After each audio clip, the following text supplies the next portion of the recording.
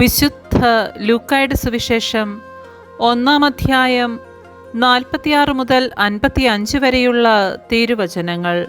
മറിയത്തിൻ്റെ സ്തോത്രഗീതം. മറിയം പറഞ്ഞു: എൻ്റെ ആത്മാവ് കർത്താവിനെ മഹത്വപ്പെടുത്തുന്നു, എൻ്റെ ചിത്തം എൻ്റെ രക്ഷകനായ ദൈവത്തിൽ ആനന്ദിക്കുന്നു. അവിടുന്ന് തൻ്റെ ദാസിയുടെ താഴ്മയെ കടാക്ഷിച്ചു.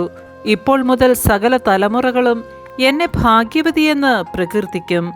ശക്തനായവൻ എനിക്ക് വലിയ കാര്യങ്ങൾ ചെയ്തിരിക്കുന്നു. അവിടുത്തെ നാമം പരിശുദ്ധമാണ്. അവിടുത്തെ ഭക്തരുടെ മേൽ തലമുറകൾ തോറും അവിടുന്ന് കരുണ വർഷിക്കും. അവിടുന്ന് തൻ്റെ ഭുജം കൊണ്ട് ശക്തി പ്രകടിപ്പിച്ചു. ഹൃദയവിചാരത്തിൽ അഹങ്കരിക്കുന്നവരെ ചിതറിച്ചു. ശക്തന്മാരെ സിംഹാസനത്തിൽ നിന്ന് മറിച്ചിട്ടു. എളിയവരെ ഉയർത്തി. വിശക്കുന്നവരെ വിശിഷ്ട വിഭവങ്ങൾ കൊണ്ട് സംതൃപ്തരാക്കി. സമ്പന്നരെ വെറും കൈയോടെ പറഞ്ഞയച്ചു. തൻ്റെ കാരുണ്യം അനുസ്മരിച്ചുകൊണ്ട് അവിടുന്ന് തൻ്റെ ദാസനായ ഇസ്രയേലിനെ സഹായിച്ചു. നമ്മുടെ പിതാക്കന്മാരായ അബ്രാഹത്തോടും അവൻ്റെ സന്തതികളോടും എന്നേക്കുമായി ചെയ്ത വാഗ്ദാനം അനുസരിച്ചു തന്നെ. നമ്മുടെ കർത്താവായ മിശിഹായ്ക്ക് സ്തുതി.